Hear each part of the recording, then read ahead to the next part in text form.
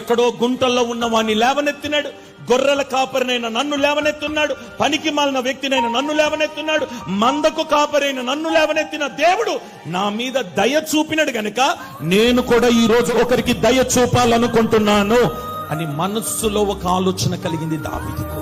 యోనాతాను కుమారుడైన కుంటివాడు, వేదనతో నలిగిపోతున్న ఆ కుంటివానికి దయ చూపాలని నా దేవుని ఉద్దేశం. నీ సొంతంగా ప్రయాసపడి లేస్తే కింద పడిపోతున్నావు. నీ మీద ద్వేషిస్తున్నారు, నేను దూషిస్తున్నారు, అవమానపరుస్తున్నారు. ఏదైనా చేద్దామనంటే నీవు చేతగా నీ స్థితిలో నువ్వు ఉన్నావు. నువ్వు కుంటివాడివి కనుక మనం కుంటివారమే. కానీ దావీదు అంటాడు, ఆ కుంటివాణ్ణి దేవుని సన్నిధికి తీసుకొని రా. ఇప్పుడు మనం అందరం ఎక్కడికి వచ్చినామో తెలుసా? రాజ సన్నిధికి వచ్చున్నాం. రాజు సన్నిధికి వస్తే రాజు అంటాడు, నువ్వు భయపడద్దు, నీ మీద దయ చూపబోతున్నాను నేను. ఇప్పుడు వరకు నువ్వు కష్టపడ్డావు, నీ సొంత జ్ఞానాన్ని ఉపయోగించుకున్నావు, పక్కన పెట్టి దేవుని పాదాలు పట్టుకో. ఆ కుంటోడు దేవుని సన్నిధికి వచ్చినట్లుగా వచ్చి మోకరించి